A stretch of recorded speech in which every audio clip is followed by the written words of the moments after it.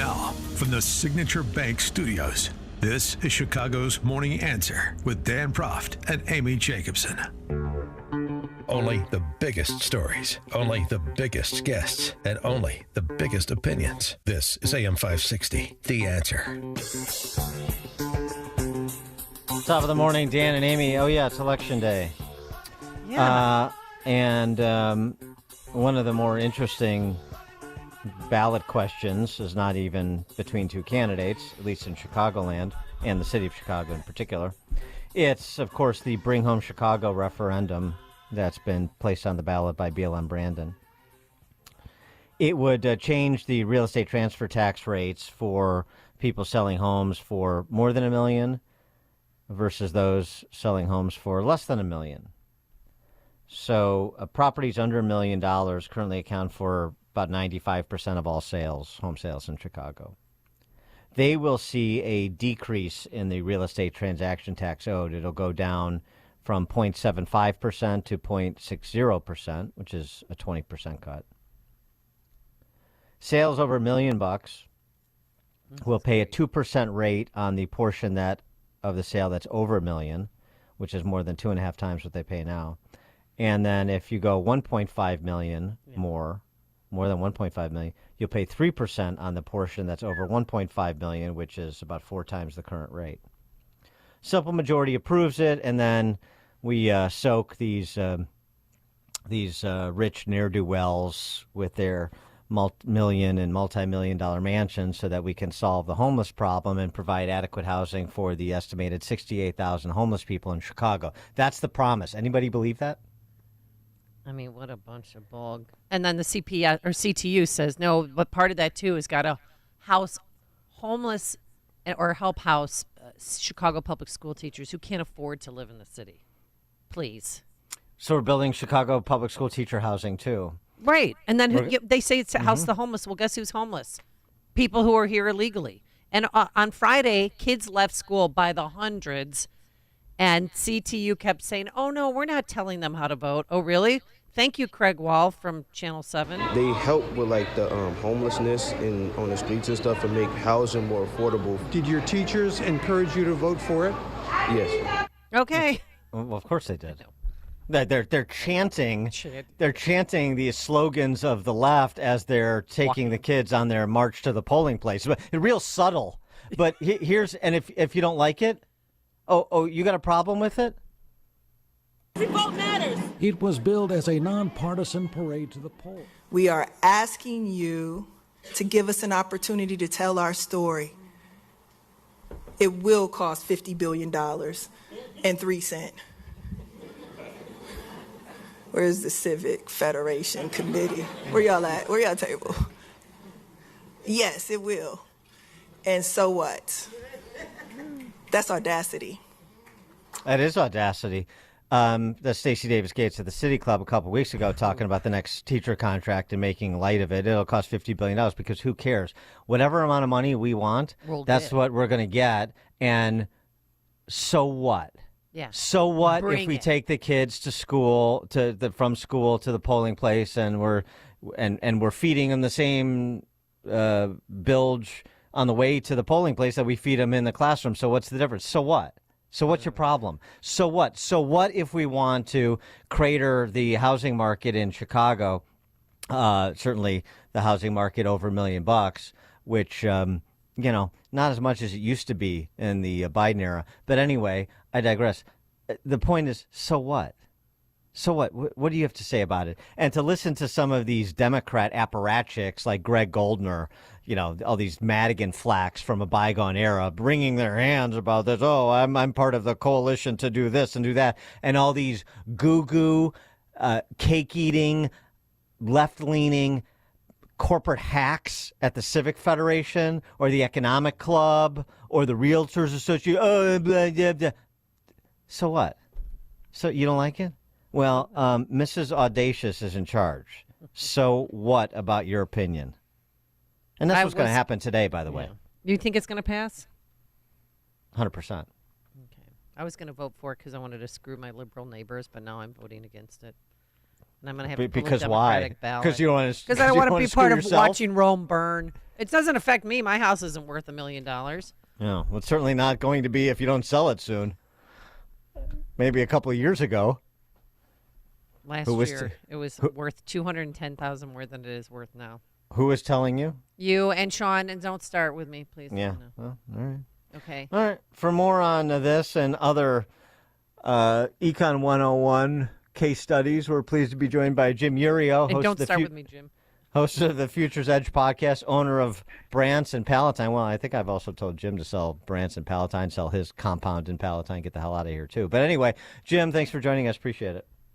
Thank you for having me. Some other things you talked about just kept bringing up one thing in my head. For studying economics since college and then having that be my career, there was always the concept of unintended consequences of stupid economic policies. Every vector is pointing the destructive, toxic direction. You have to start thinking it's not unintended anymore. So what will happen if they pass this thing about the $1 million transfer tax? Money goes to where it's treated best. A state should be welcoming with open arms wealthy people. The second you start to look at them like they're the criminals, you push them away, and you're already pushing them away. So this just accelerates the demise of our state. The whole thing is asinine.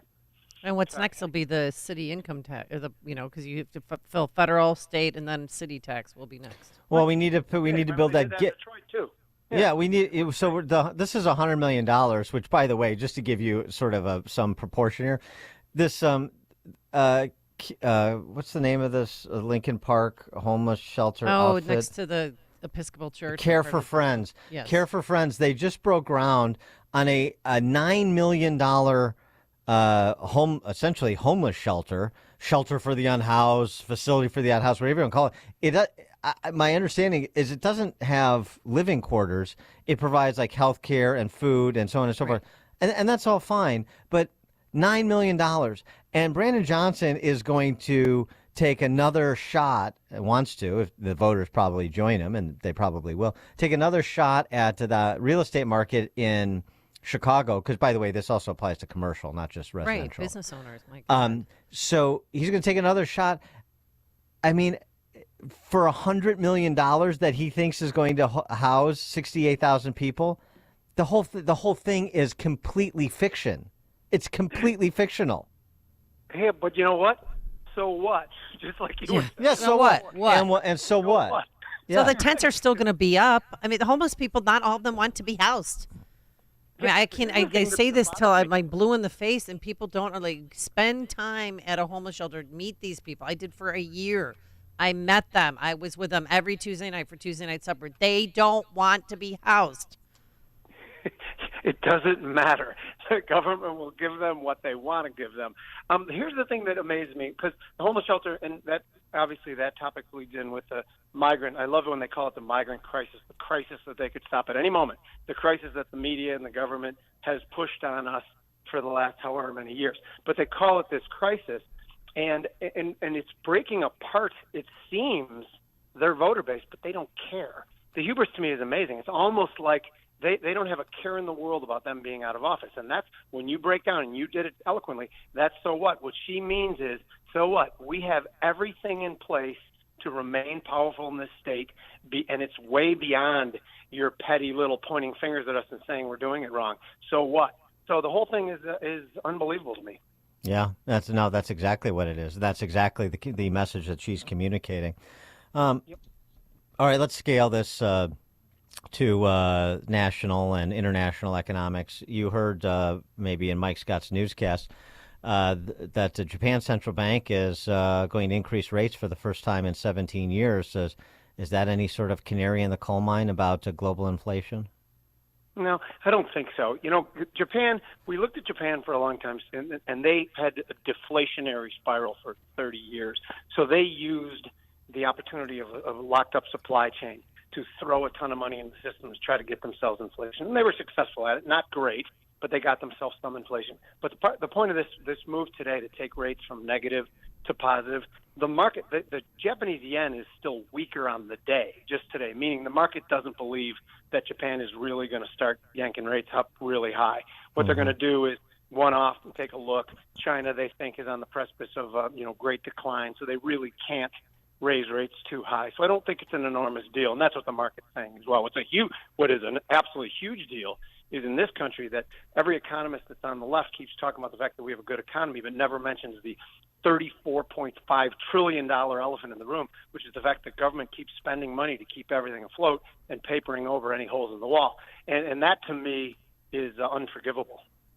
Well, I mean, again, we can decry the modern monetary theorists all we want, but they're winning the day. So until it becomes clear that, I would think that people having to have 20% more today in take-home pay than they did 3 years ago just to keep pace, and very few people do, I would think that would bring this to a head in terms of what these people are doing doesn't make sense, and it's hurting me. But I'm not so sure people are exactly learning the lesson. Well, this is very interesting you bring that up, because normally in election cycles, inflation is something that the incumbents would worry about. They're not worried about it right now. They're actively spurring inflation. Inflation has picked back up again, and that is not any mystery at all as to why that's happening. That's the government spending that we just talked about. So it must be some strategy to try to somehow blame it on the right, or blame it on, local shopkeepers with price gouging, or whatever they call it. What do they call it? Corporate greed, and that's a terrible thing. Corporate greed, I love that. Corporate greed is what kept us from living in caves. I like greed in all its forms. But to your point, not to interrupt, but to your point, that's exactly what they're doing. Biden today in Nevada is going to talk about targeting landlords that are keeping rents artificially high. They're gouging their tenants. So, and we know the one thing that is 100% agreed upon is anytime the government comes in and tries to price fix anything, they, in the medium term and long term, make the prices go higher. And like we can start with rent control, like you were saying, because that's a cousin of rent control, of course. Every time, even when a government starts talking about rent control, the big developers start moving out of an area. We've seen that every time.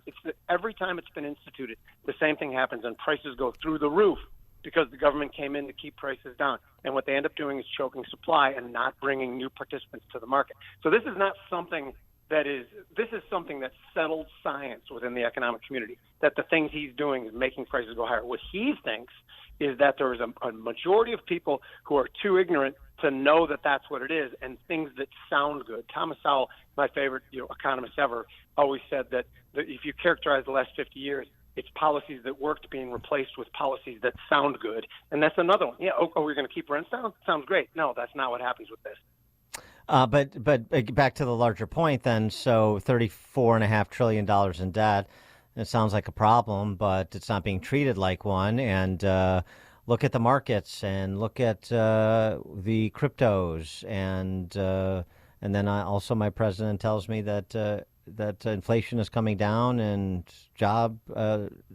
unemployment is low, and job creation is happening, and they're making big investments in this transformative green economy. And so what's the big problem? As soon as Jay Powell cuts rates, it's going to be another boomlet.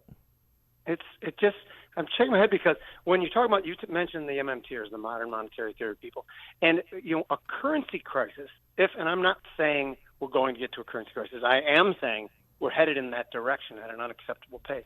But a currency crisis is the absolute worst type of any financial crisis. Like the last time it happened in Venezuela, in Caracas, the feral cat and rat population disappeared because they became a food source to people once you create a crisis for your currency. Hey, so they're on spits in New York City right now, the rats are. We've seen that with the Venezuelans who've come. They've brought their delicacies with them. Wow, that's fantastic. See, again, all we can do is shake our head, because the risk that they're running with our currency, to me, is unbelievable. We have it all here. We have, we're America. We have the greatest economic engine that's ever been created. And for them to be rolling the dice with some moronic theory, modern monetary theory, which, by the way, modern monetary theory will always fail. It basically is they can keep spending money as much as they want, and the second they find inflation, they raise taxes real quick to drag money out, the liquidity out of the system. There's two problems with that. One, they couldn't see inflation if it jumped out of the bushes and slapped them in the face. It was there over our lifetime, it's been there in tech stocks, there in real estate. It was even there in the traditional method in the summer of 2021. They ignored it, called it transitory, and just hit the gas with accommodation, making the inflation much, much worse. So they can't find inflation. They won't be able to raise taxes in the middle of a business cycle just on the fly. If we ever gave them that power anyway, we'd live to regret it. So the whole thing is a moronic, absolutely moronic theory that always will fail. Jim Iuorio, host of the Futures Edge podcast, proprietor of Brant's in Palatine. Jim, thanks as always. Thank you, guys. See you. Have a good day. Thank you. And he joined us on our turnkey.pro answer line. It's news, opinion, insight. This is Chicago's Morning Answer on AM 560. The Answer. As a local business owner, you get called every week by marketing companies. We get it. We have hundreds of satisfied customers. Here's what a satisfied client recently said. Open enrollment is going great. We're hitting record numbers. Thank you so